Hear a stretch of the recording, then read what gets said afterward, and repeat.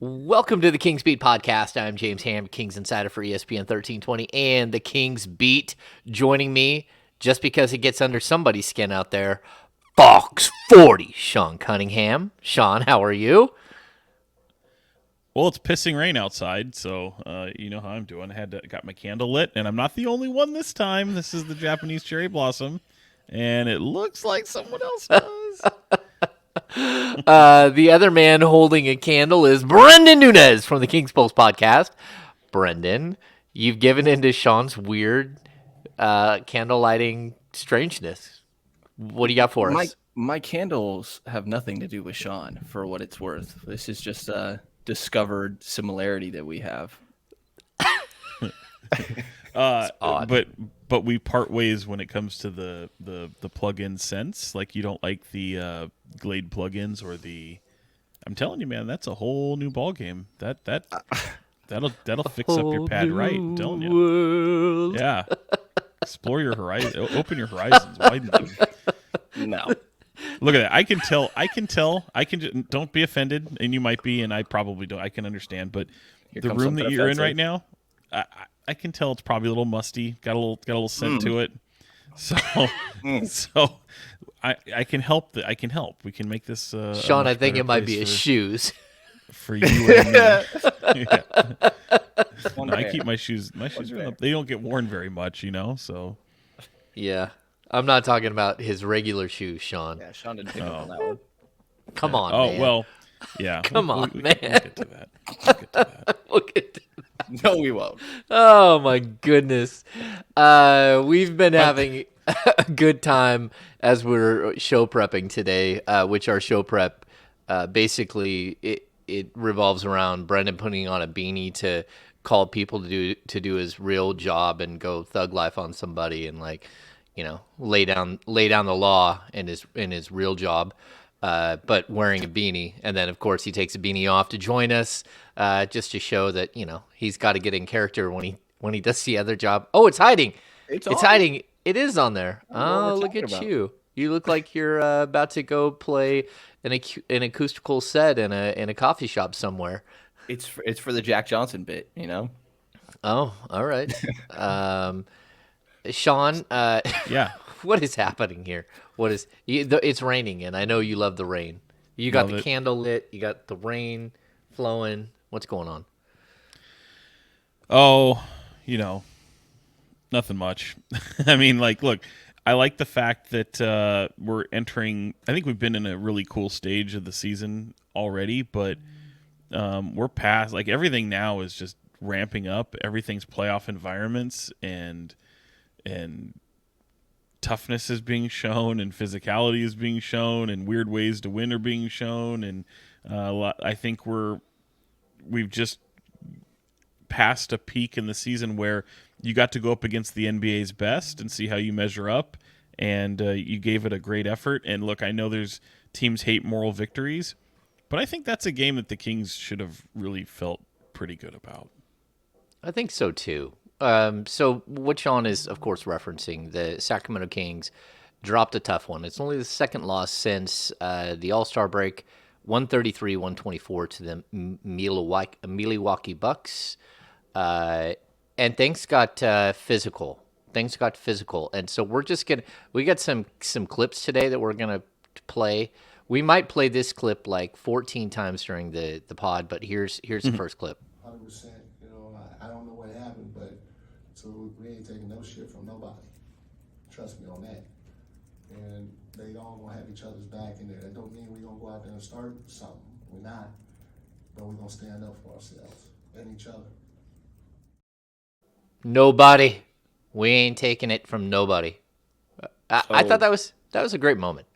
It was a great moment. Unpopular opinion. Trey Lyles did kind of.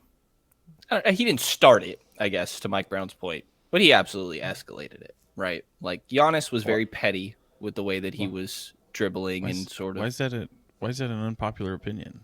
I I mean, don't it's know. facts, right? I mean, among the Kings fan base, it didn't seem the most popular. I Oh, guess that really? shouldn't be surprising. I No. think there were multiple escalations of the same pettiness. So it was. Do we have? Petty. Are we able to look at it? Are we able to Yeah. look at it? Well, yeah. I guess we should start there. Let's analyze it like the Zapruder film. Yeah, we should just. We're gonna. Sean was. He had camera rolling, which was good. So we're gonna get straight to. Like the fisticuffs right here.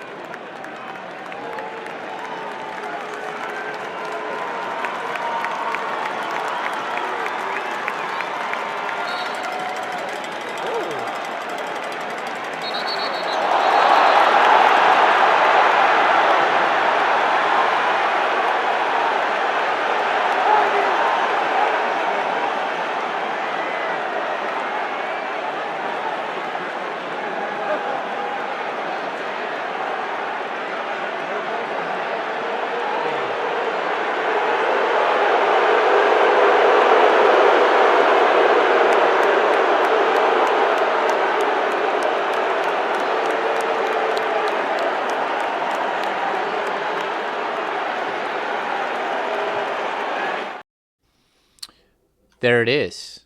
My favorite part might be me going, "Oh." Hey, was that you? I was gonna ask. It was either you or me. One of the two of us said, "Oh." I remember doing it because I did it when I saw him shove Giannis, and sorry, Trey Lyles. It was, if it was out of character, I believe you. Although you are reading the book American Psycho, which that's ironic. I was wondering if Huey Lewis in the News was playing in his head as he was like, or Whitney Houston, the greatest Or love Phil song. Collins. Yeah, or Phil Collins. Yeah, Brendan man, has no idea what we're talking about. No, he doesn't. He doesn't even know what the Zapruder film was, and I referenced that a minute ago. Yeah. I mean, look, Trey Lyles looked like someone pissed on his shoes, and I can relate to that because Can you? have many a shoe. Well, no, I can't. But if someone did, I would be Brendan, can you furious. relate to that? Not really. Not really.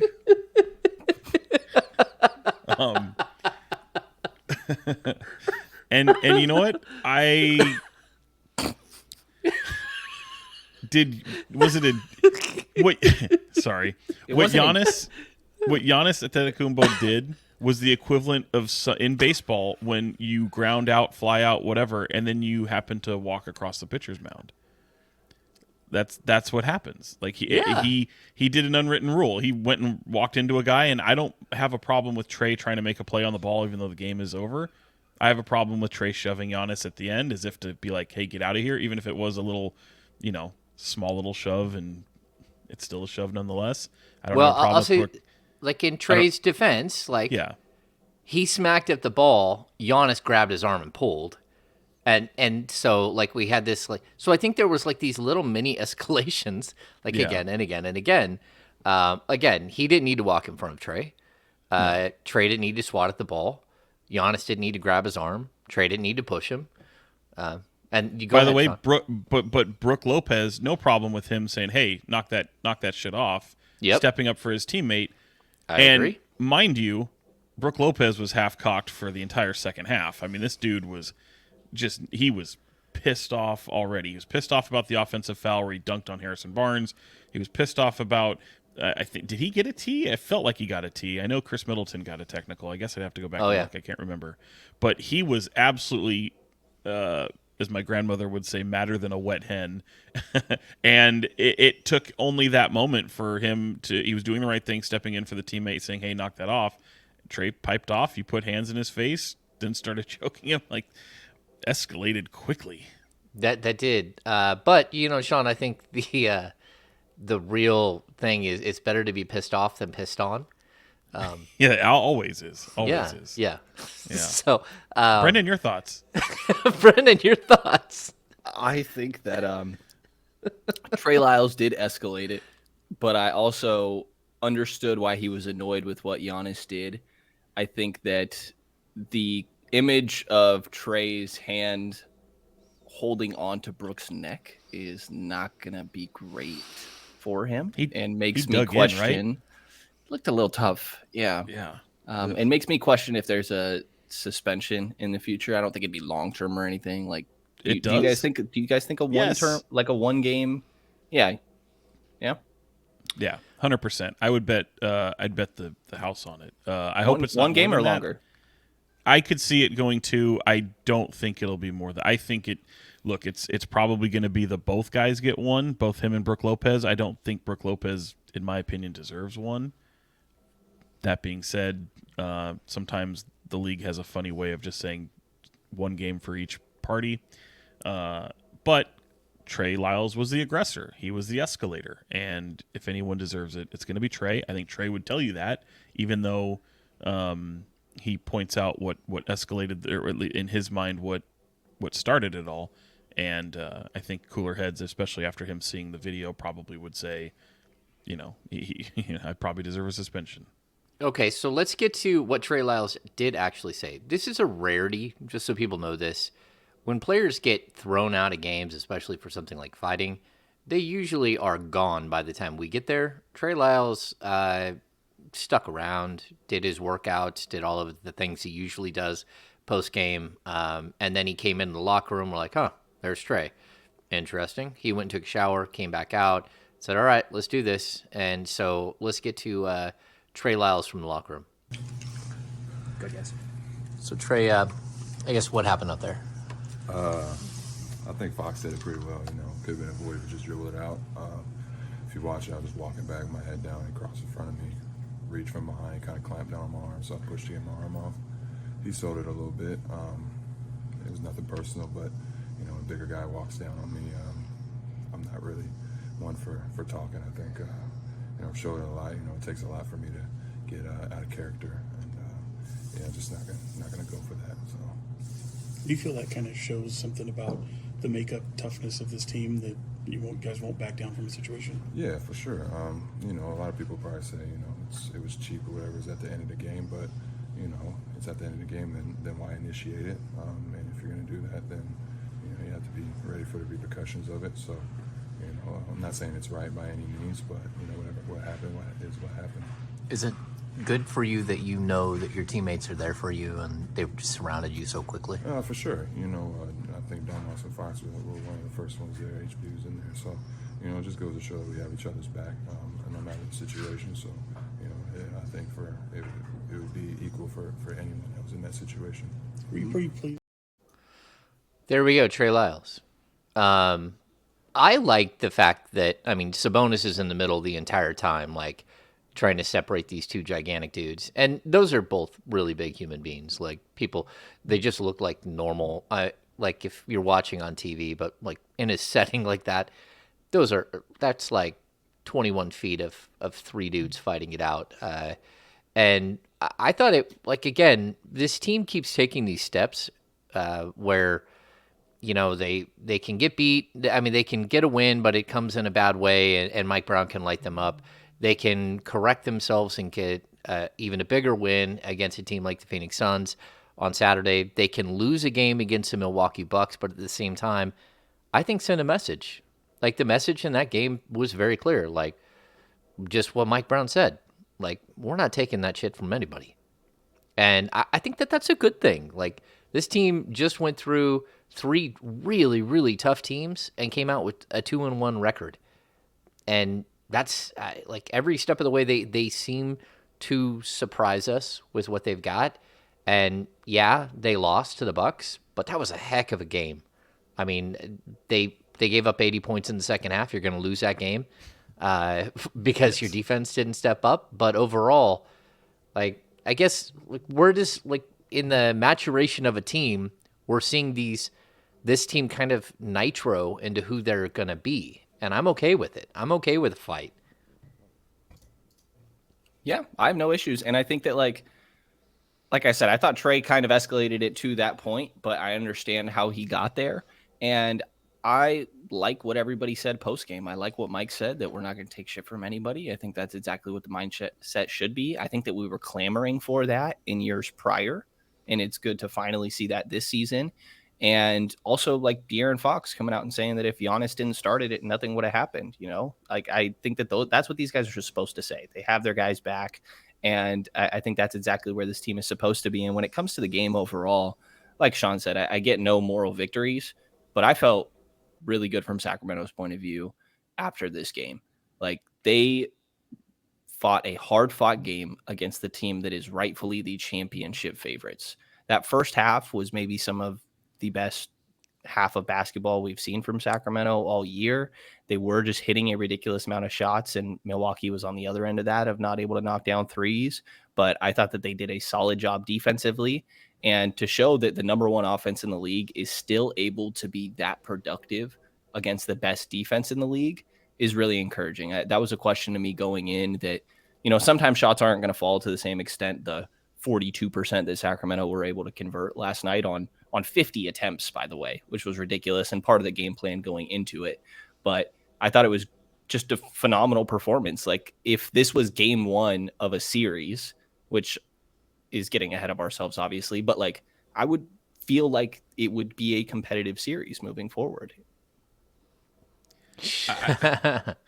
Yeah, I agreed with everything until that point. I mentioned to James, I've said this before, that's probably the worst matchup in the league historically over the past couple of years for the Kings, and this year's no different.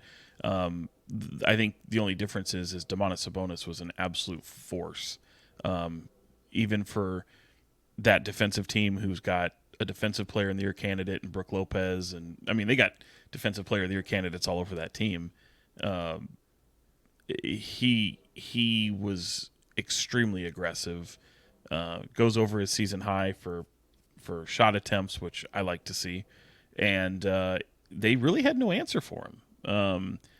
The first half, Brenden, you nailed it. I mean, they were so effective, they were so good, and oftentimes sometimes we see games like this, and you look at the other team and you go, man, what's not working for the opposition here? Like, they had all their pieces. Giannis played, obviously he was incredible with 46 points, but like, we've seen games like this where all of a sudden a Kings team can come out and play very, very well, and some people might say, oh, well, you know what, the other teams didn't have it that night. I thought both teams were at peak performance. I mean, I thought the Bucks played their game all throughout the game. The second half, obviously they made an adjustment and stepped on their neck. We get it. They pulled away. That's a team that would probably beat the Kings 8 out of 10 times if they played. But I'm just saying, to me, I feel like both teams played incredibly well. It wasn't like either one was not performing up to par, if you will. And yeah, that almost makes you think that a series between these teams would be fun. I tend to think the other way in terms of, I just think Milwaukee is so dominant and so heads and tails above where the Kings are. But that's okay. Like, that I mean, the only time they would meet up in a series would be the finals, and I don't think anyone's betting on that one, no matter how well the Kings have played this season. So, yeah, I really enjoyed the game.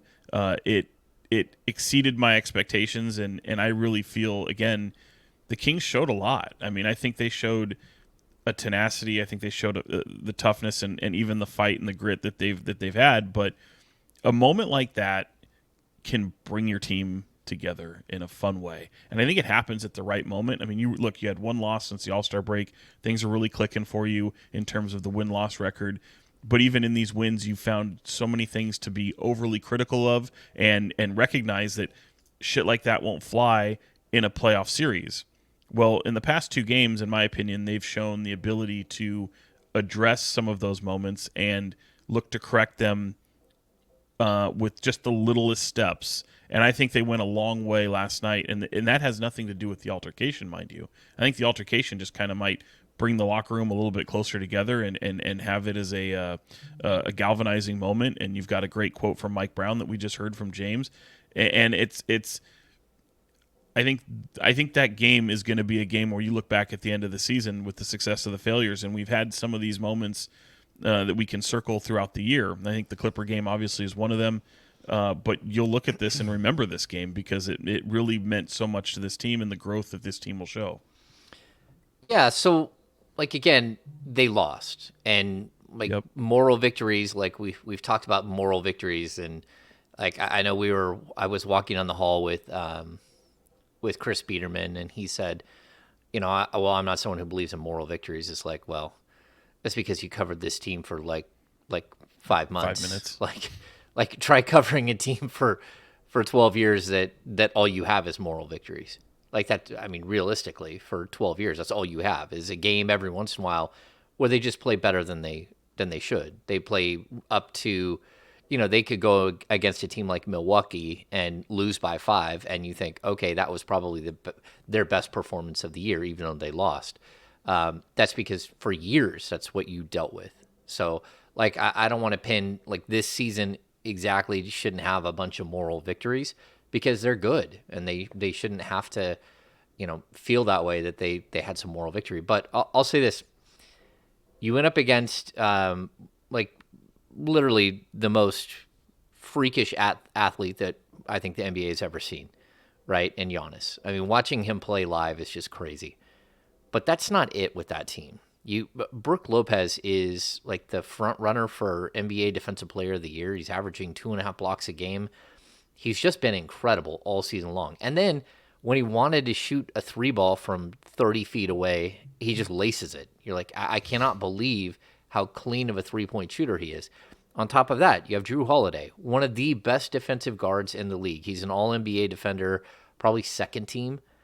Middleton, very good defender. Gritty players all over the court. Bobby Portis, another gritty defender. And then you look at the stat lines, and Sabonis had 23 points, 17 rebounds, and 15 assists against the best defensive center in the game right now. De'Aaron Fox, who lives in the paint, had 35 points against a top-tier defender in Jrue Holiday, but Brook Lopez standing in the middle of the key, blocking shots, and he still had 35 points. Kevin Huerter comes out and was just a flamethrower. 8 made 3-pointers. Like, the Kings played their game. The problem is their game is also that they're not very good defensively.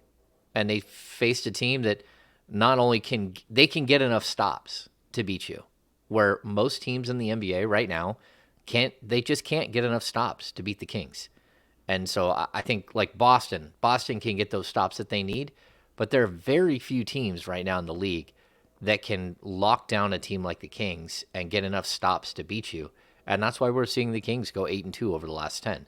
That's why we're seeing them as a 3rd seed in the Western Conference, because they are that good offensively. So while I do, like, want to give props to those guys for being an incredible team with incredible length and also the experience factor that they have. They've been to a finals. They've won a finals.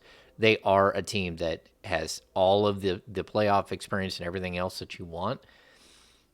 The Kings still went toe-to-toe with them. And they lost because they're not there yet defensively and can't get the stops. And God forbid you find someone in the league that could somehow stop Giannis Antetokounmpo when he wants to score. Like, I don't know what you do. I wanted to give Chimezie Metu a hug because he was getting blown by look, there's a lot of guys in the league that look like that. Majority of them look like that when they have to guard Giannis. But, I mean, it was so routine. It was like beating him like a drum every single which way, just blow right by every single time. And really wanted to give him a hug, man. That's a tough one. I felt he even got, like, Space Jam dunked on. Like, go Gadget arms. It was either him or it was Harrison. And again, like, what are you gonna? If you're Harrison Barnes, what are you supposed to do? What are you gonna do? I know. Like, you just looked at him. I mean, he's not just like 2 or 3 inches taller than Harrison Barnes, but he's like probably 8 inches wider through the chest than Harrison Barnes, and his arms are at least, like, his wingspan is probably 8 to 10 inches longer than Harrison Barnes' wingspan. I don't know what you're supposed to do, Brenden. He's ridiculous. He's like a guy that, I don't know if I'm I'm making a 2K reference here as a heads up. He's a guy that if I was playing 2K and that guy was on the other team, somebody made that player, I would quit the game. I'd be like, this isn't fair. This is not realistic. What the hell is this? Like, Giannis is absolutely ridiculous. And it seemed like a bit of the gameplay, and by the way that Mike talked about it post-game, tell me if you guys disagree, that it was kind of like, Giannis is going to do his thing. Let's make sure nobody else gets out of hand. And that's sort of what we saw in that first half. And I think a big theme in these last 3 games for me is physicality with this Sacramento team, specifically on the defensive end, right? And that New York game was the start of it, where they won, but Mike totally lit into them post game about offensive rebounds and just they got bullied by New York and out physicaled. And then in that Phoenix game, a team that is good on the offensive glass and also a pretty physical team, they did a good job matching that. And I thought they did a really good job again in this Milwaukee game, which is probably the most physical team in the league, best defense in the league. Excuse me. And I thought they did a good job matching that, especially in that first half. And, you know, all the praise to Giannis is well deserved when he's putting up 46, 12, and 4. But really in that second half and specifically fourth quarter, it was Chris Middleton and Brook Lopez pick and roll that was getting whatever they wanted. And I will say, I think the one guy that has been struggling notably recently is Keegan Murray. And coach talked about the beginning of that third quarter, Chris Middleton got some easy looks and that got him rolling a little bit. Right. And then he's able to hit some tough ones later. And this was actually a season high for Chris Middleton. He ends up putting up 31. And obviously he missed a good portion of this at the beginning of this year as well. But Keegan Murray played less than 2 minutes at the beginning of that third quarter and was a notable part of defending that Chris Middleton, Brook Lopez pick and roll. And like, I don't want this to come off as like me being down on Keegan Murray or anything. I think this is just a learning moment. I don't think it says anything about his long-term projection. I think it's good that he's getting assigned to Chris Middleton, Devin Booker, and things like that. And it should be expected that he's going to struggle in those matchups. But that's been the reality recently. He played 22 minutes last game, 15 in Phoenix, 25 in that New York game, and he's averaging just under 30 on the year. So he's been the standout to me when it comes to just still needs to get used to the physicality, in my mind, is kind of what I've seen from Keegan recently. And that's where Kessler has been a little bit of a breath of fresh air. Yeah, I didn't hear the full post game from Giannis or Brook or Chris Middleton, but I think Middleton said that from what I read that he thought Keegan Murray was way further along defensively than he was when he came in the league, and so that was something to note. And you know, that's a player that a lot of people have compared Keegan Murray to is Chris Middleton. And I think the more we see of Keegan, the more we see sort of the Chris Middleton comparison. You know, a lot of perimeter play, whether it's even like 18 to 20 feet, that Keegan hasn't shown at all, but you know he's got. He just doesn't have the Kings aren't allowing that yet. But still, like, similar style of player. And I think Giannis said the same thing. Like, he brought up, he said the Kings just don't have the experience yet. And that's okay. Like, all of these things that we're seeing from this, like, if I told you guys, like, if we're sitting here doing this podcast and the Kings just went 0-3 over the last 3 games against the Knicks, the Suns, and the Knicks, who had won, 9 out of 10. They lost the night 2 nights before, but 9 out of 10 coming into that game. But the Knicks, the Suns, and the Bucks, that they went 0-3, I don't think any of us would be sitting here like, oh, they're in trouble. No. That's not where we would be. We'd be like, all right, what are you going to do? Like, those are 3 really good teams. Sometimes you lose. But the fact that they went 2-1 to me is really shocking. Well, and to that point, too, I'm bringing it up here as we speak because I remember looking at it just the other day. And to the point of, like, would anyone freak out if they had a losing streak like that? I don't think they've lost more than 3 games since November. Like November. Yeah. Yes, November. I mean, that just shows the competitive nature of this team. And, you know, look, we like to talk about just how this season started. I mean, it was a 4-game losing streak. You know, you had some people within the walls of the organization freaking out about that. But I don't think this team was. I mean, all those games were rather competitive. And that's the thing that is the overarching theme of this season is the level of competition that this team plays with. Like, you don't see them blown out of games. You don't see them suffer these long losing streaks as we've seen in previous years. They're built differently. They're built in a way to put together competitive basketball games and bounce back quickly. And, yeah, you've got several stints of long winning streaks, but they don't even get too high during those moments. You know, it's something I was paying attention to earlier, which is a team that hasn't experienced moments like that. How high do they feel? How high do they get with the highs? How low do they get with the lows? And remarkably, they've been very composed all throughout the season. And so I don't know. I think it's a big testament to the way this team has been built, and the some of the players that have been on this team historically, they've been through the ringer, and so we've talked about how apathy sets in when you lose so much, and when you become a 500 team, sometimes it's a Jekyll and Hyde situation. But this team has shown the ability to be a winning basketball team, and with that has brought a different sense of fortitude along the way. So I really love the competitive spirit with this team, and I think they showed it. Again, James, you mentioned it.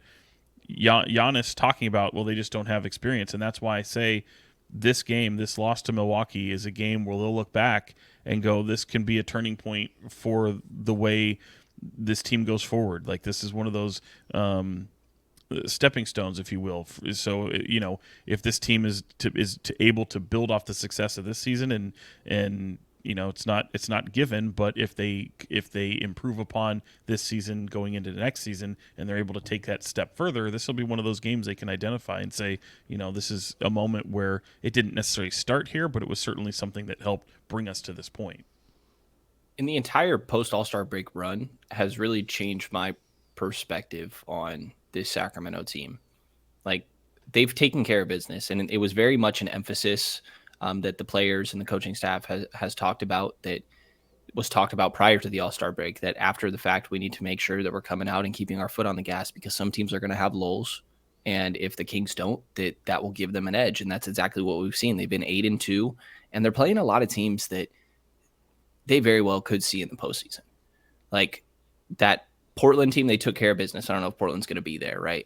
OKC, they took care of business twice. New Orleans, they took care of business. Those are teams towards the bottom of the play-in that, like, maybe that's a possibility, but totally took care of business in those games. And then they beat the Clippers twice in 2 really hard-fought games. There's that one classic, obviously, double overtime. And then the Clippers come into Golden One Center, obviously wanting to get some payback for that last game that they lost, and Sacramento took care of business. They beat a New York team that was totally rolling. The Phoenix Suns could be the team they see in the second round if Sacramento does get there, and they took care of business, albeit no Kevin Durant, and like they lost to Minnesota. Minnesota's been rolling, and but you're not going to win every single game. Like, I think that they've played some good quality opponents in this time, and I feel like we've learned a lot, that there's games where maybe the defense is still totally lackluster except for 10 minutes. But I really do think the games that they can lock up for 20, 25 minutes, that they are going to be in it going into the fourth quarter. And when it comes to Milwaukee, locking up for 24 minutes isn't going to be enough. But I think that against most teams in first and second round, like, you're giving yourself a shot. Yeah. No, I totally agree with what both of you guys are saying. Like, and I'll just, so we have it out there, the Kings, after their 7-game win streak early in the season, they lost to the Atlanta Hawks on the second night of a back-to-back on the road. And then on Friday night, like their next game, they played the Boston Celtics on the road. They lost to Boston. And then that's the stretch where they played the Suns, who had the Celtics had the best record and the Suns had the second best record in the NBA, and they played the Suns a couple of days later. That's the last time they lost 3 in a row, which was November 23rd, 25, and 28. So, I mean, that's so long ago. And Brenden, more to your point, like, the 2 games against the Clippers are paramount to this season. Putting your thumb on top of the Pelicans and pushing them down in the standings, huge. The Suns, finding a way to, when everything was on the line against the Suns, you're up 2.5 games in the standings. They have the tiebreaker, and if you lose to them, they win the season series, and they're within a game and a half of you. And only at that point, it would have been 2 games in the loss column. To win that game was tremendous. Like, so we're seeing the growth from this team, and where they step up in, like, crucial moments. Now they've got to show it in a 4-game road trip. First of all, like, I'm stunned how good this team is on the road. It doesn't, like, I've covered this team forever. Like, historically, the Sacramento Kings are literally one of the worst road teams of all time. They hold the record for the longest road losing streak, which is like 41 or 42 games 40, over 2 seasons. That bad, Brendan. What? Yes. I'm so happy for you guys that this season's going the way that it is. We weren't. Well, that we was didn't cover before it when us. that happened. That was before our time. Okay. That was like 91, 92. They lost that many road games in a row. All of a sudden, the Kings are the best road team in the Western Conference. They're 19-13. They actually, like, what's crazy, if they win 2 of the next 4 on the road against, what is it, the Bulls, the Nets, the Wizards, and the Jazz. 3 of those teams are non-playoff teams, or, I mean, I guess you can call the Jazz a bubble team, right? But they're teams that aren't like pushing ahead. The Nets are the one team that's actually got a winning record. But if you can win 2 of those games, the Kings cement a 500 road record on the season. And like they actually have a possibility at the end of this road trip to have a better road record than they do a home record. And that just, it's crazy to me, especially with the way the Sacramento Kings fans have shown up. Because what we're seeing here, it's been about like 5 or 6 weeks, right? Every game is sold out. Every game is either a new high, as far as like, I think it's 18,111. Is that the record now? That's the record, I believe. Or 211. Is it 211? I can't remember. Last night was Sorry, 18,111. 111. Okay. And then the Kings just decided like to build like a stage where you can rent it for a party for up to 40 people right next to the NBC set. So like they're trying to add seats in the middle of the season, which they did do. The record for this stadium was like 17,466 or something until this season. And then all of a sudden they're finding ways to fit more fans in the building. They're selling standing room only tickets. So I guess my point was like, again, it's the road where they feasted, and their home record is good, but it's not great, especially against, if you look at the other Western Conference teams that are around them in the standings, all of them have better home records. That doesn't make any sense yet because the Kings should be better at home. And then you look at the Warriors, like the Warriors are 7-26 on the road, and they still have 8 road games left, I think. Is that what it is? Yeah. They're in trouble. Like either they're going to find themselves right now or they're done. I was just thinking about what you mentioned about the building because, you know, we've seen this team, and maybe it's not fair to say this team because I think last year's team showed a ability to win on the road, be competitive on the road. Golden One Center has taken a long time to kind of create a home court advantage for some reason for the team to find success there. And I think that likely speaks to more overall talent because it's nothing against the fans. I don't want anybody here to take it that way. The fans have been incredible, and they have been since that building has opened. But that being said, like now that the talent is there and the wins are starting to come, you can even see an escalation in the way those games feel and sound. So I feel like it's starting to have more of that home court advantage that from yesteryear when Arco Arena and whatever the names prior, Power Balance and all that other crap, what it felt like then, you're starting to get a dose of that now. It's not nearly what it was, but it's getting close. And the atmosphere at essentially every game this season, with the exception of maybe a handful, have been just unbelievable. And really, every game since the All-Star break has been fantastic. The opposing team covers are typically saying something about how loud the building is. And I think that says a lot. Like, it is ridiculously loud in there. And like yesterday, for example, it's like the first quarter and it's loud in there. You know, it's really all game long. And they got up for the little altercation that happened at the end as well.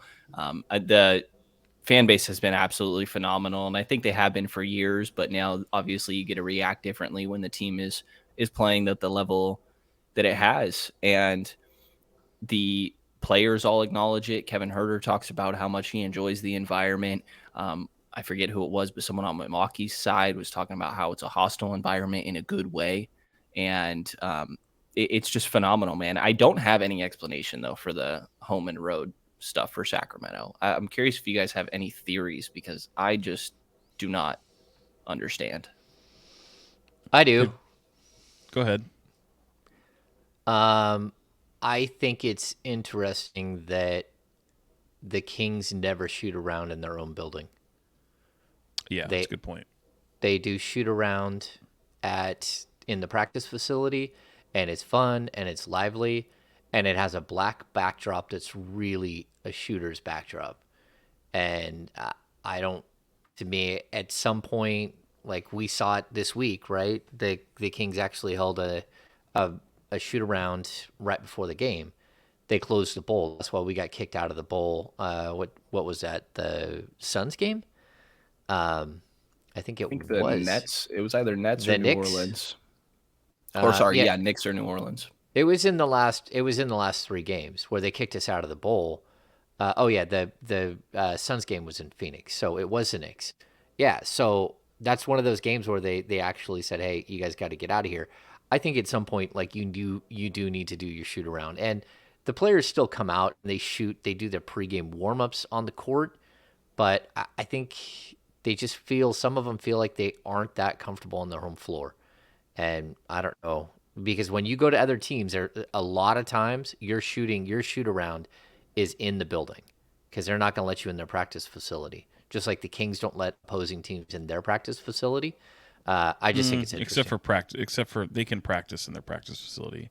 It happens a lot where teams will come through and use the Kings practice facility to practice. Okay. Like if they have an off day. Yeah. Correct. Yeah. And I will say, actually, but it's literally just staggering shoot-arounds in order to do that. But in order to do that, typically the home team ends up having to go first, so it's a little earlier. I don't know. Maybe that's. And Mike Brown likes to go long in the shoot-arounds. Yeah, yes, he does. Yeah, Brenden, you were saying? I pulled it up while you were talking, and actually, like what you said, definitely makes a lot of sense. And I've heard you mention that before.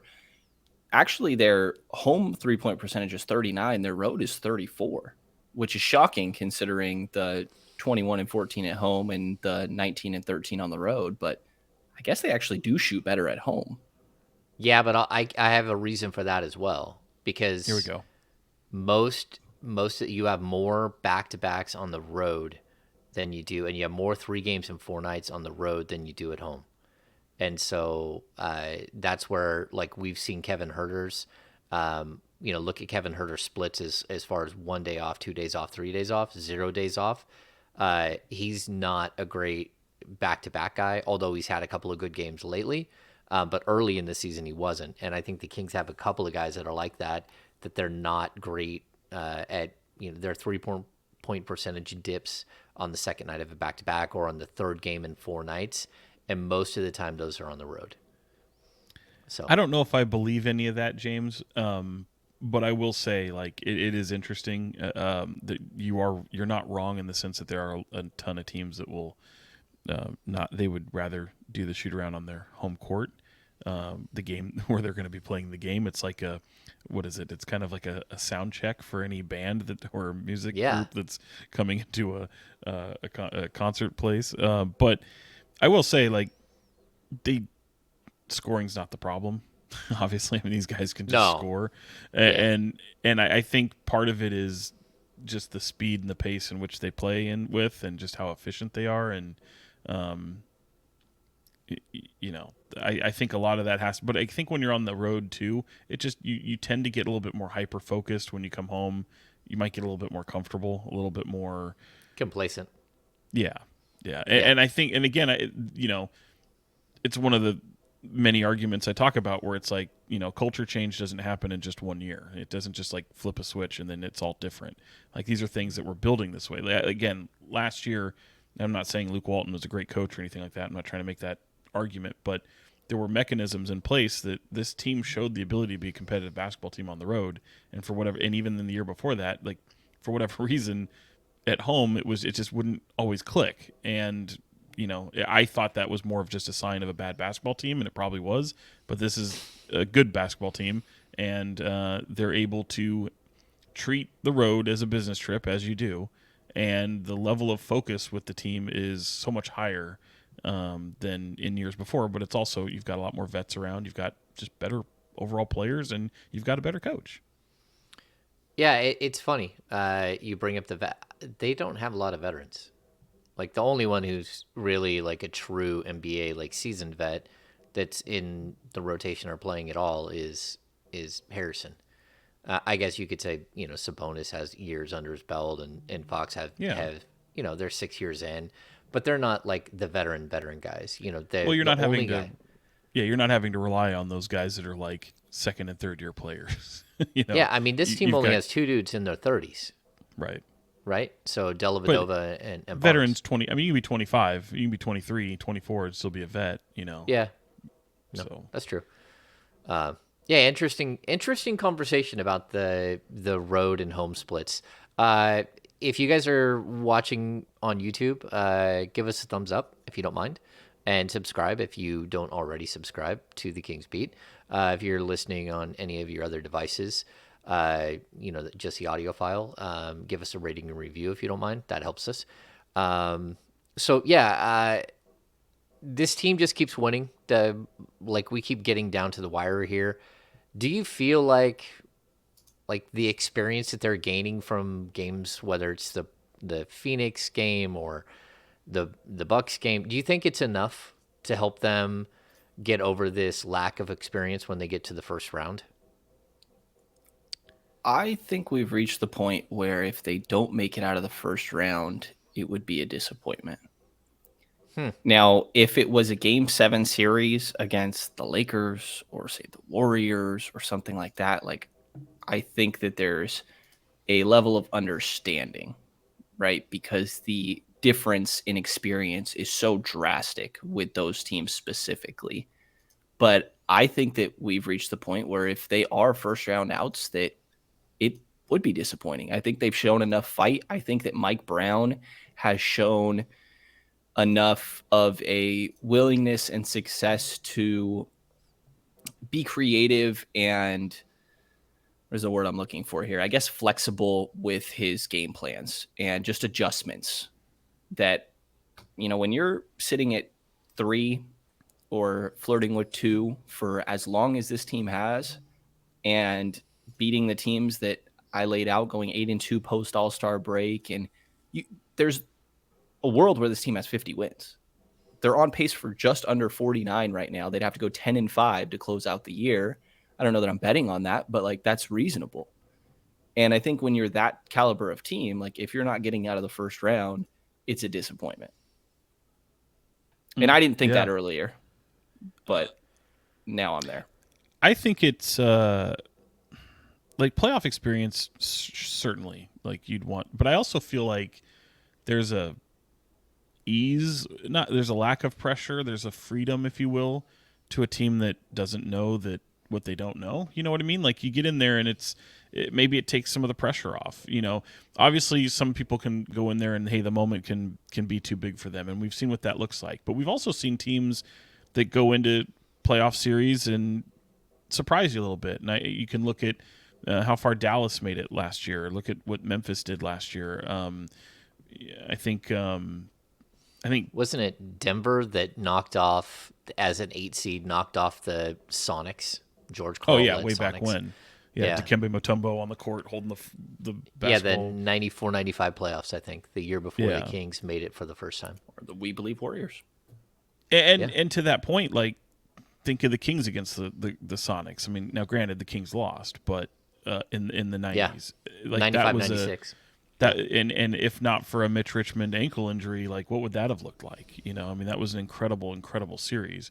Look at the Kings. Just to keep it Kings, look at the Kings versus Spurs. If Artest doesn't get suspended, I think the Kings might have won that series. I really do. They had everything going right for them. It's the last time the Kings were in the playoffs, mind you, but they had a lot going right for them in that series up until Artest gets suspended and then Brent Berry hits that corner 3 and things are all different. So point being is I just think there's a freedom that comes with, hey, there's no pressure. Even if you win 50 games, like you said, Brenden, there might be an expectation. Hey, you're 2 or 3 in the West. Go out there and whatever. You're gonna have home court advantage. You're gonna be the favorite, if you will. But I do wonder if you're playing a team like the Warriors, the Lakers, maybe, the Clippers, depending upon where they finish. Are you the favorite, even if you're number 2 or 3, going up against a battle-tested season, one of which is a defending champion? They still have all their pieces. Like, would you be the favorite? Would you be considered the favorite? And if you are, it's probably Vegas would probably have it at like 1.5 in every game. Yeah, it's funny. The Warriors, I don't believe they have their team from like their team No, they doesn't don't. look like the same team. No, they don't. Like, Not and that's, necessarily. even we have no idea what's going to happen with Wiggins, and I don't know what his family personal situation is. But even still, losing Otto Porter, losing even Nemanja Bjelica had a role with that team last year. Gary Payton III is James, back, but he's not going to play. And Andrew Wiggins hasn't been around the team for like over a month. Yeah, for personal reasons, and no one knows what's going on there other than the team. And it's, there's some. And he there's some really bad had things. become the second best player on that team. Right. Yeah. Right. And in all honesty, they weren't good when they had everybody healthy early in the season. It's not like we're looking at that team. Maybe they were just looking at it like, oh, we don't have to we don't have to play hard because it's game 18 in the season, whatever. It's a long season. We can kind of like hang around and then turn it on at the end. But they've been bad. Like they're bad on the road and in crucial games where you're like, oh man, the Warriors could jump right back in this. No, they bomb out. I think there are a lot of teams that you look at if you're trying to look at matchups that the Kings don't match up well against. But I don't think there are a lot of teams that actually match up. Like if you flip the script and look at the other way, there aren't a lot of teams that match up well against the Kings, like defensively. Like how there's been no one who can stop them. So like the one team that slowed them down in the past were maybe the Knicks, and they're not going to face the Knicks in the playoffs, but the Timberwolves or the Pelicans, like these aren't teams that you're just like, like how are the Kings gonna adapt? Just like what we talked about with this game, the Kings went up against the best defensive team in the league. They scored like 120 something, right? De'Aaron Fox had 35 points. Sabonis had a triple-double. Kevin Huerter had 28 points. We can go back to this game and say, okay, if they would have got anything out of Malik Monk or Trey Lyles or the bench unit who's been so good over the last couple of weeks, if they would have got anything, they easily could have won that game. I mean, I don't think that's crazy to say. So, I don't know. What did the bench score, like 65 the game before? And what did they score last night? 12? Well, yeah, 6 14? from Malik, 6 from Trey, and 5 from Chemezi. Okay, so 17. And to be honest, I mean, again, that's okay. That's not where you lost the game. Oh, no. You know, I'm not saying that. Yeah. I'm saying that's where you could have won the game, though. Like if Keegan Murray doesn't miss a bunch of open shots, if you had some of those guys step up who actually did hit their shots, you could have been in that game. You could have been even further in that game.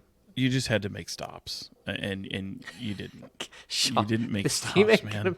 They ain't gonna make no stops against But you're also against the but I mean, Bucks. yeah, but you can't hit every shot either. You know what I mean? So it's like No. especially against the league's best defense. It's impossible. It's almost more. It's more likely than not to say you make stops, you win the game.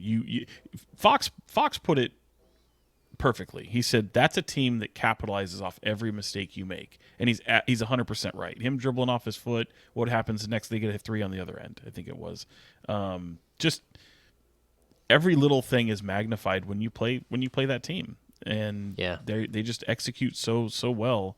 And man, it's just scary. It's a scary team. There's like if you're the Kings, there's not one team that, in my opinion, that would scare you in the league except the Milwaukee Bucks. Every other team, I like my chances. I like my chances in a sense of being able to compete at a reasonable level.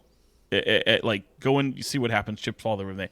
The Bucks are the one team where I go, you don't have a shot. I'm not gonna say you don't have a shot, but it's like it's the closest thing to not having a shot, and that's why I applaud them. They played so well last night. Yeah. Okay, so as of right now, the Mavs are the 8 seed, and between 8 and 12 is separated by a game. with OKC sitting on the outside, Utah Jazz sitting on the outside.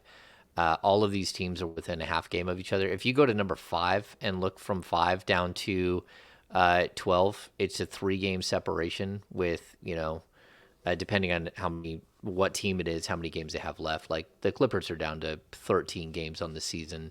The Warriors only have 13. Actually, most of these teams all have 13 or 14 games. Who do you guys? Let's do the business of basketball.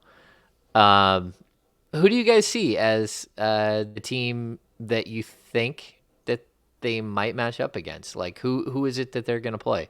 Like if you were predicting now.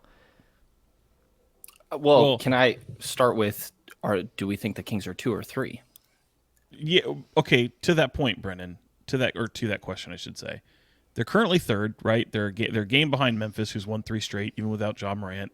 6 of their last 10. They've got looks like 4.5 games separation between them and the Suns. Is that right? Am I reading that right? Yeah. Let me look. Yep. Is that what it is? 3.5 games separation between the Suns at 4. Okay. Yeah, but it's a 4-game in the loss column, and it's a 2-1 season series in favor of the Suns. Correct. So, and here's another thing to bear in mind. Here, this is their last long road trip, if you will, and 5 games in 7 nights. And our good buddy La Murray, who covers the Clippers, did a good job of showing all the time zones they're going to be traveling to. Like this one could be a doozy. Like they could go out and have a losing record coming back, and again, that'll be okay. But if they stumble a little bit, just something to keep in mind contextually as you're kind of picking things out here. What I think is interesting is also trying to examine who comes out of the play-in tournament, because in the last podcast, I held a gun to James' head, and I said, if you had to pick the 2 teams that are coming out, I think we're all thinking it's the Lakers and the Warriors. But the Warriors are up to 5th now. A game ahead of 7th, so they're not even in the play-in tournament. So now in the play-in tournament, you're looking at, in this order, Minnesota, Dallas, Lakers, and the Pelicans. Okay, the Lakers were just out of the play-in tournament 2 days ago. Now they find themselves back in, assuming that it stays tied. this way. It's 9, 10, 11 are all tied at 33 and 35, Right. And 33 and 36 is Jazz, a half game back. So basically, there's only a half game separating 9 through 12. Yeah. I mean, this is wild. So it's like really pick your poison. I think the Kings are going to be in the 3rd seed. I don't think they're going to fall beyond that. I really don't. Okay. I don't think Phoenix is going to shoot up all of a sudden. They don't have KD right now. And really for a couple more weeks, it appears. So, I mean, I think it's just kind of moving its way to where you're probably going to play a team like the Clippers, the T-Wolves, or Dallas. I don't want any part of the Lakers if I'm a Kings fan. So the Warriors and the Kings have never played each other in a playoff series, so that could be fun. But I don't know. I kind of think if I had to pick one, I kind of think it's going to be Dallas. Dallas would be the most favorable matchup in my mind, excluding like OKC, Utah, and teams like that. I guess you could throw New Orleans in there. I don't know. They're a weird one. It depends what's going on with Zion, right? And even then, their whole starting group has not played much together at all this year. But Dallas, to me, sounds like the most favorable matchup. I think that it's a team that who's going to score more, and give me that in Sacramento's favor every time.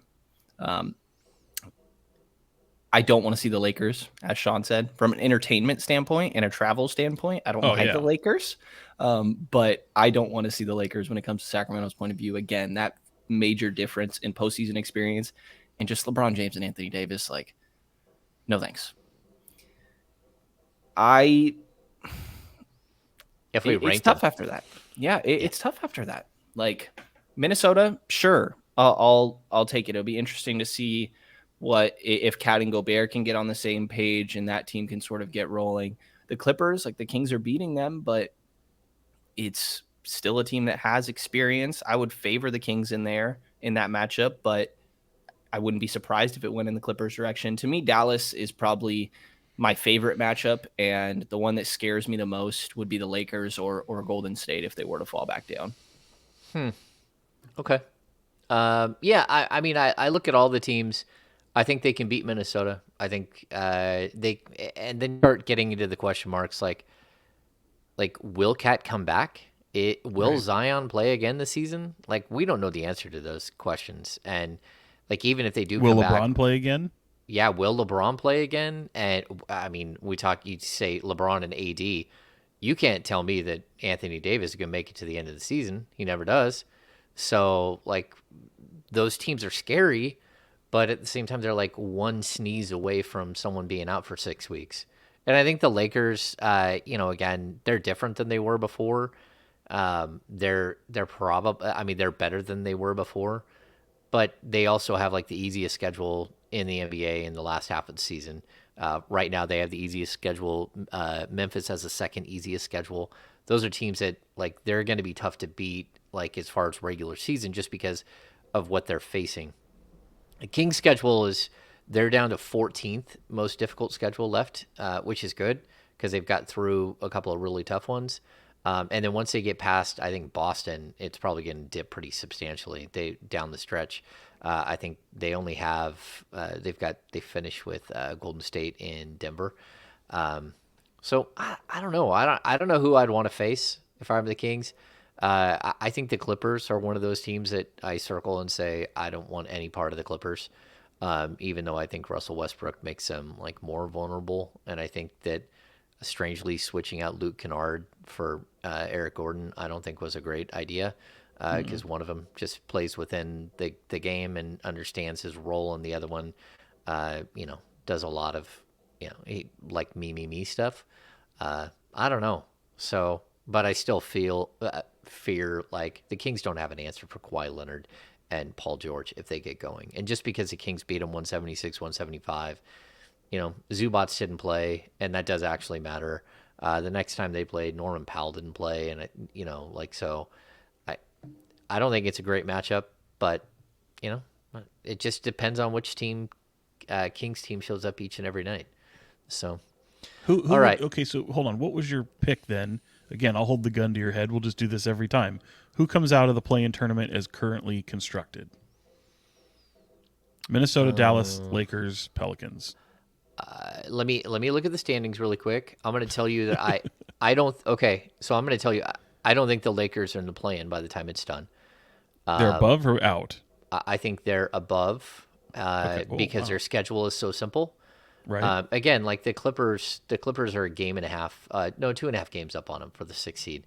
I think the Warriors still, like they've got so many road games and they're 7-26 on the road. I think that they're going to have a difficult time.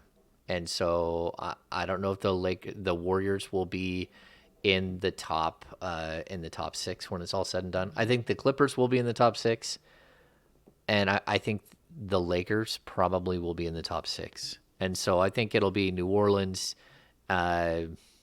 Minnesota, Golden State, and Dallas. Okay, so who comes out? Man, if that's the case, I'm going to say the Lakers and Dallas.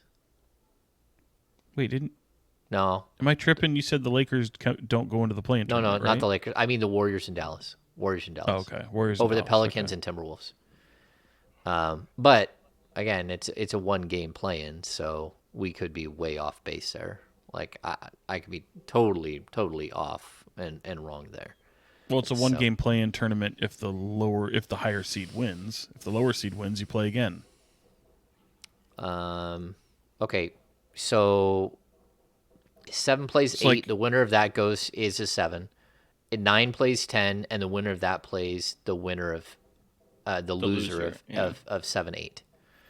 So yeah, you got to win if you're one of the bottom 2 teams. You got to win twice. If you're one of the top 2 teams, you have to win once to get in, but then win a second. I mean, but if you lose, you got to win. You have to win once, I guess is how that would go. I don't know. It's pretty wild, right? It's wild that we're having this conversation, and then we're talking about the 7. Like 3 plays 6, 2 plays 7. So the Kings would have to get 2 just to get into that conversation. And I don't know if they'll get to 2 because Memphis bounced back a little bit here, and then their schedule is so bad. They got an easy schedule from here on out. And we get to comfortably have this conversation and not say that the Kings are reasonably within danger of joining that group. I don't think there's any way the Kings drop below 4. And I don't think so either. To be honest, I don't think they drop below 3, but I don't think they drop below 4. My opinion. I don't know. That's where I'm at too. I don't think they're dropping below 3. I don't think they'll go to 4. Yeah, I don't think I don't so think either. anyone can catch them with this much time. I just don't think that can happen as quickly as things are right now. I think they're locked in pretty well. I think they'll keep separation between 4. Yeah. Okay. So yeah, and just to get it put it in perspective, the Suns do have the tiebreaker of the Kings. So basically, if the Kings lead them by 4 games in the loss column right now, with 27 to 31 losses. The Kings have 15 games remaining. If the Kings go 11-4, the Suns have to go 14-0. And so you can kind of start doing the math. So if the Suns go 10-4, the Kings can have up to 8 losses. Yeah. So that's I don't know. That would put them at 7-8. That's pretty. So Kings have good odds there. They play each other once. So, and the Kings still have, again, we talked about the Nets. They got Boston. They've got Denver to finish it. But Denver, the last game of the season, and Denver will have some say in who they want to play and who they don't want to play at that point, because they'll be looking at the schedule and saying, okay, would we prefer to have the Kings be the 4 seed? I mean, if it came down to it, and they had to choose between the Kings being the 4 seed or the Kings being the 3 seed, and they would probably choose to play the Kings, and so that might mean that they play harder in the last game of the season if it comes down to something like that. But that's again second round matchups, not first round. So, anyway, all right. Interesting discussion. Do you guys have any final thoughts? Brenden, what do you got for us? Final thoughts. The national anthem yesterday was very entertaining. Very entertaining. Anybody that was not in the building, it was a 7-year-old, right? I think 7. Yep. That sang the national anthem. That may be Fergie's daughter. I'm not sure. Kinsley Murray. I want her to sing every single game with that confidence, with that swagger, with that attitude. The voice will get there. She's 7. There were some people just crushing this 7-year-old, which you think I would love because I follow sites like Kids Getting Hurt on Instagram, and it's a must-see site if you haven't seen it. Once a week, Sean mentions this Kids Getting Hurt page, by the way. I know. You should. You're not following it. You should. If you followed, you'd understand what it's all about. These kids are fine. They're very resilient. They bounce back quickly. It's like if a kid falls, they just get right back up and dust themselves. If you or I fall, maybe not Brenden, but if James and I fall, we're out a week. Oh yeah, I'm out at least a week. Yeah. She was great, man. There's a okay, so I think it's a series of unfortunate events, but the Netflix series, that there's a girl who sings and dances all the time who isn't well liked, and that's what it reminded me of, the young girl. I mean, she tried to go gravel voice a couple of times, and it was oh my gosh, I can't believe this is happening. I mean, I don't know about you, I was laughing hysterically the entire time, and you were dying. You were laughing at her, or I was laughing in the moment. I just thought it was it was precious, and it was crazy, and it was wild, and every step of the way she did something new and different, and you're oh my gosh, I can't believe she just did that. For me, it was the eye contact. She made great eye contact with the camera. The crowd loved. That was probably the loudest ovation of the night, right? Yeah. That was incredible. Players loved it. Bring her back. The confidence, Sean, like you said, is crazy for a 7-year-old, man. And you know what? I don't know this kid, and I don't. I don't either. Apologies for what I'm about to say. I hope she doesn't have a pageant mom who's oh, honey, this is now your step. We're gonna take you and do all. Just let her have fun, man. She's a kid. She was tremendous. Her twirl after it was over was precious. We really should have had the video ready for this because I recorded the end of it. I sure did. Yeah, You and would then not, Sean so I shared it. did. I said, send it to me. Yeah, you beat me to sharing it because I wasn't going to share it, and then I'm like, okay, I should probably share this because Sean is sharing my video. I did. Yeah, it was pretty special. Okay, that was Brenden, your final thoughts, Brenden? Will you still be going to the G League on Sunday with no Scoot Henderson now being shut down?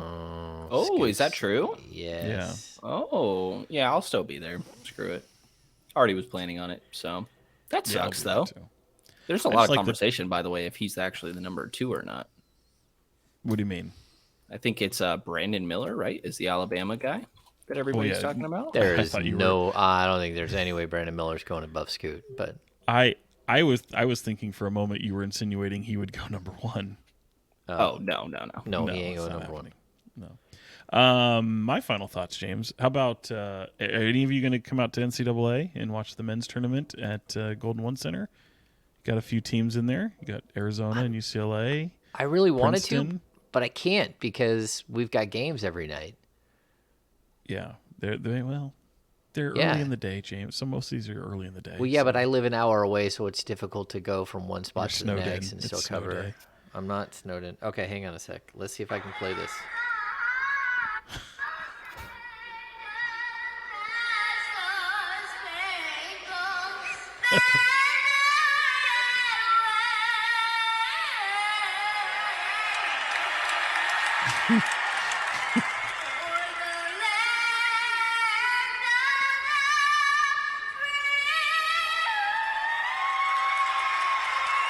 Here it comes.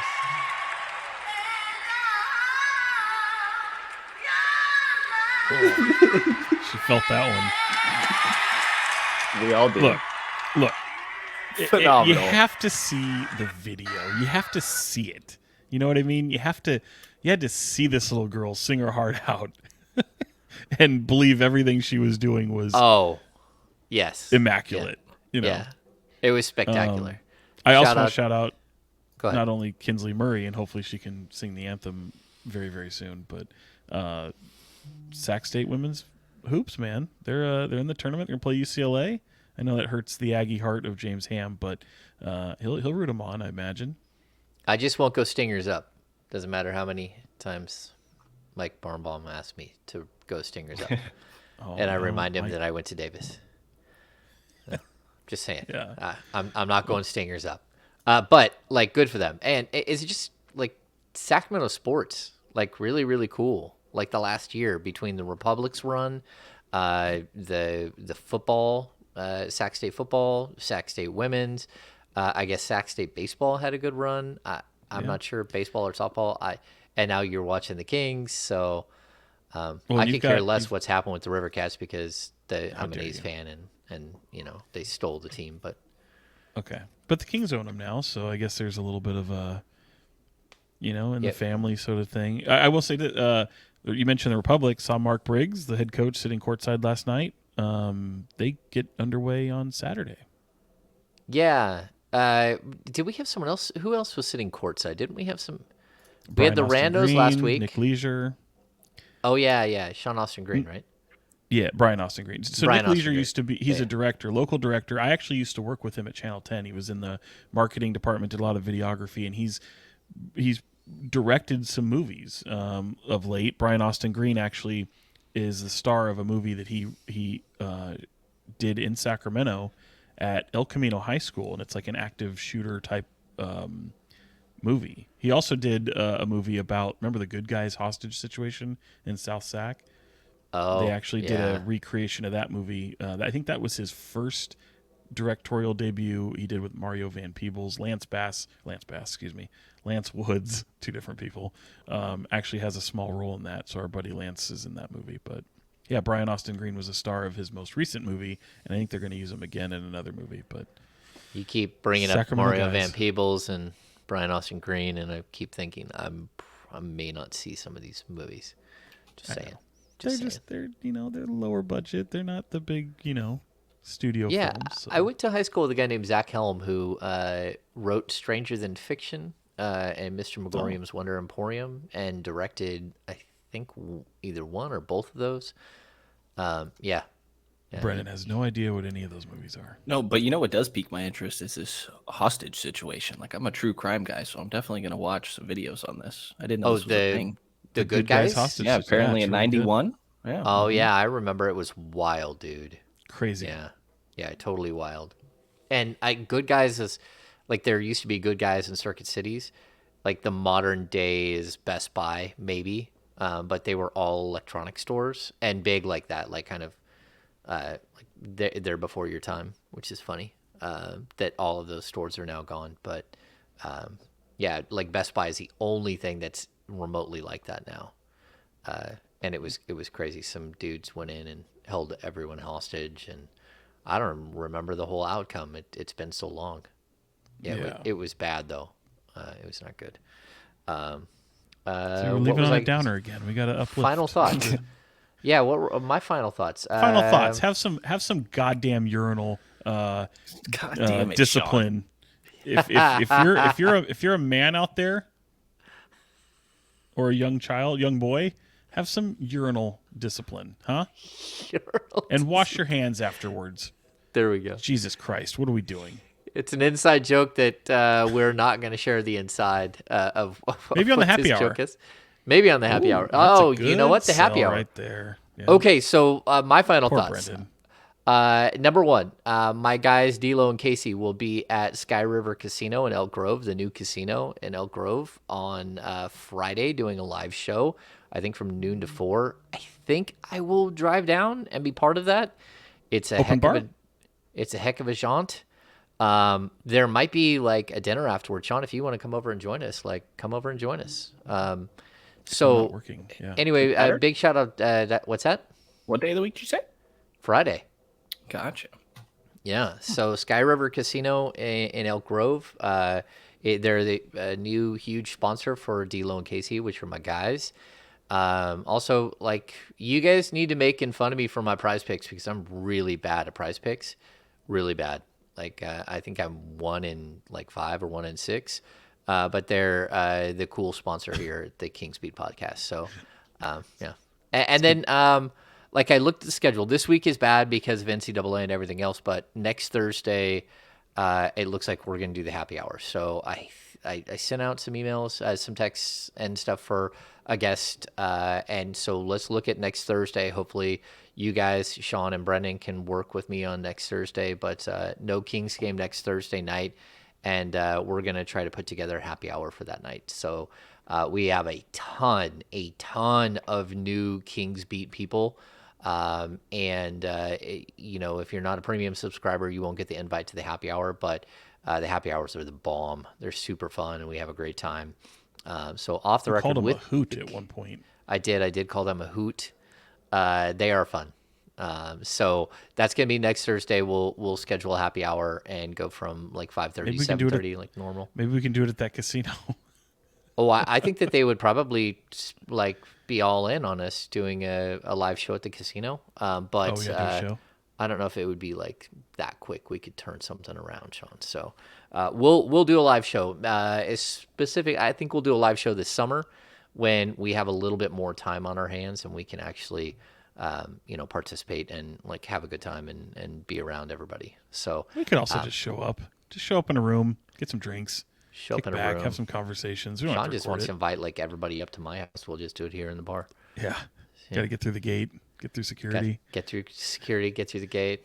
wander out on the Put your boat. name on the list. That's right. We could do it out on a boat. I could probably fit a good 30 people out on the boats, string the boats together.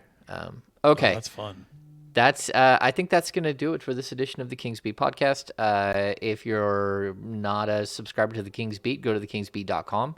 If you're not a premium subscriber to the Kings Beat, upgrade so you get invites to things like the happy hour and then all of the content that we do here on the Kings Beat. The Kings got a really, really big 4-game road trip right now, and this might be one of those ones that's a little bit defining, especially with what happens when they get back. So for Fox 40's Sean Cunningham and Brenden Nunes from the Kings Pulse podcast, I am James Hammer, Kings Insider for ESPN 1320 and the Kings Beat. See you very soon. What are you doing?